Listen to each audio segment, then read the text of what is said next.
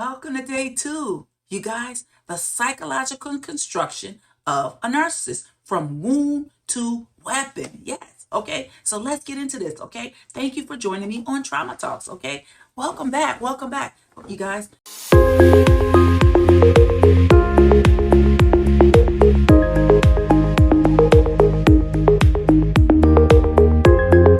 Yesterday, we explored the blueprint, the early childhood map that forms a narcissist's foundation. And today, we're moving from blueprint to construction, the psychological and neurological process that turns a wounded child into a self-protective, manipulative adult. So, we're going to look at the internal architecture of the narcissist personality, not through blame though, but through clinical clarity. You'll see how emotional neglect, shame, and trauma physically shapes the brain and creates a rigid false self that later becomes the weapon, you guys. Control, manipulation, and image. Yes. So welcome to Trauma Talks, okay? All right. The psychological core of this, the wounded self. That's the psychological core, you guys. At the heart of every narcissist structure is a deeply wounded, undeveloped self. This child's early emotional environment didn't mirror their feelings, so their brain never learned to regulate them. Yes, you guys. Okay, so instead of learning my emotions are safe, they learn my emotions are dangerous. When caregivers ridicule, minimize, or punish vulnerability, a child stops feeling and starts performing. Yes, the unspoken message becomes to survive, I must reject who I am.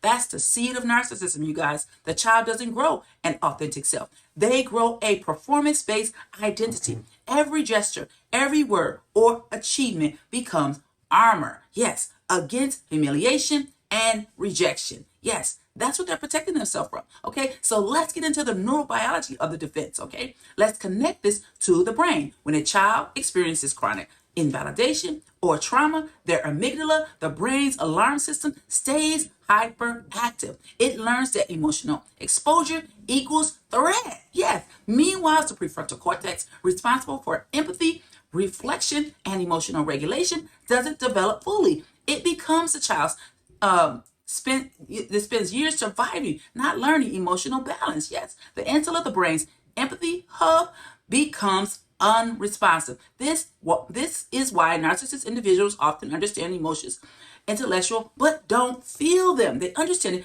They can describe love, sadness, or guilt, but the felt sense is missing. Yes. So what you're really seeing in narcissism is a trauma adapted brain. Unactive threat response, underdeveloped empathy circuits, a reward system wired for validation and control. They constantly scan for threat and opportunity, not connection. Yes, the construction phase, you guys, okay? So let's get all into this. From wound to mass. Yes, now the construction begins. The building of what psychoanalysts hence call the Grandiose self. Yes, here's how it unfolds. The child feels worthless. They internalize shame from their environment. They split off the shame self, that pain is buried and exiled. They create an idealized version of themselves. Smart, powerful, attractive, superior, the version that gets attention and avoids humiliation. Keep that in mind, okay? They learn to feed that image. Success, admiration, control becomes psychological oxygen, you guys. They defend it at all costs. Any criticism feels like an existential threat because it exposes the buried shame beneath it. The mask is built layer by layer. Charm, criticism, success, performance. Underneath it all is the same terrified child, all right, trying to never feel powerless again. Okay, so let's get into the psychological defense system, you guys. Okay, let's go through the main defense systems. These are the walls of the narcissist personality. All right, now we're going to get into the walls. Okay, denial, that's a wall. The brain's suppresses the emotional reality. I'm fine, you're the problem. They keep shame out of conscious awareness. They want to keep that shame out at all costs. Okay, projection, they project their own flaws and emotions onto others. If they feel weak, they call you weak. If they feel shame, they humiliate you. It's emotional outsourcing, pushing their pain onto someone else. Yes, let's get into number 3, grandiosity. This is a dopamine defense, driven defense. Yes, achievements and power create temporary relief from inner emptiness. It's the brain's addiction to admiration. Okay, devaluation. When someone gets too close and threatens to expose a fragile self beneath, the narcissist flips from idealization to devaluation. You're useless. You're crazy. You're nothing without me. It's a control tactic, but also self-protection. All right. The distance protects the hidden shame. Okay. Number 5, gaslighting. This is a psychological manipulation designed to preserve, control, and rewrite reality. It's how the narcissist keeps the upper hand and protects their fragile ego from accountability. Rage. Yes, rage. Narcissist rage is a panic response. The amygdala fires off as if under attack because to them, criticism feels like annihilation. Yes, rage floods the system with an adrenaline and cortisol, restoring a sense of dominance. Yes, each defense is a wall. Together they form the fortress of the narcissistic personality disorder. Okay, you get that? Okay, so the identity equation, all right, control equals safety for them. Okay, the narcissist nervous system has learned one core rule: if I'm not in control, I am not safe. Yes, that belief drives every behavior: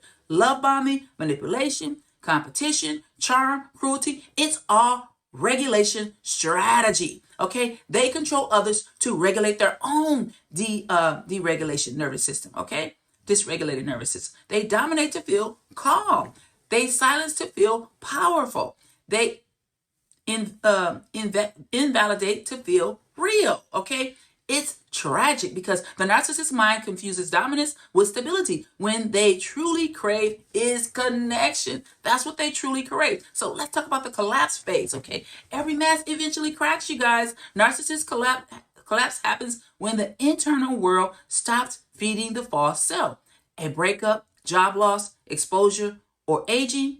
Yeah, those things break it. Yes, the brain's reward system crashes without validation. The narcissist faces the emptiness they've been running from for decades. This can lead to depression and hopelessness, anxiety or panic attacks, desperation for new supply, new people to validate them. Yes, it happens. Even psychosomatic illness can happen. In collapse, the hidden self surfaces, but most narcissists fight it. They rather rebuild the illusion than face the wound. Yes, however, this is also the only doorway to healing. If they're willing to confront their own emptiness instead of defending it against it, we might have something here.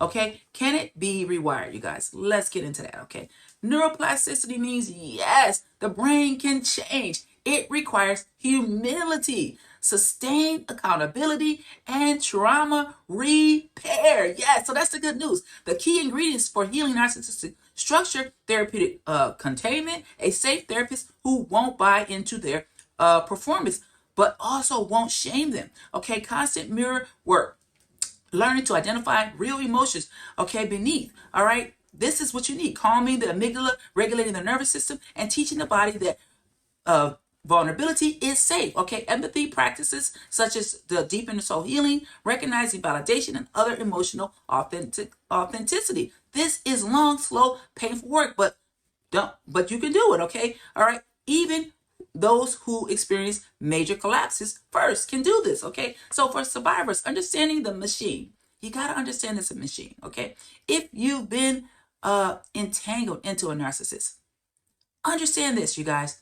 They are not acting from strength. They're acting from terror. Okay, every manipulation is a defense against shame. Yes, that doesn't mean you excuse it. You hold boundaries, but it helps you stop personalizing the abuse. Their behavior is a mirror of their own wound, not your word. Okay, it has nothing to do with you. All right, it has all to do with them. Okay, all right. So closing this out. Okay, All right, the human behind the mask, you guys, okay? The psychological construction of a narcissist is one of most tragic examples of a human defense going wrong. Yes, a child who lost connection to their true self and built an empire of control to survive. Yes, it's very, very saddening. When we see it through that lens, we stand firm in truth without hate. We hold accountability in one hand and understanding in the other. That's how healing, prevention, and change begins, you guys. Yes, okay. So we're going to be going next. Okay, next to number 4, breaking the cycle, healing from and preventing narcissism. We're going deep now, you guys, to dismantle these defenses in yourself, in relationships, and in parenting with neuroscience backed and faith informed healing. So stay tuned for these strategies, okay? All right. Well, see you guys next on Trauma Talks. Thank you so much for joining us. All right. Bye-bye.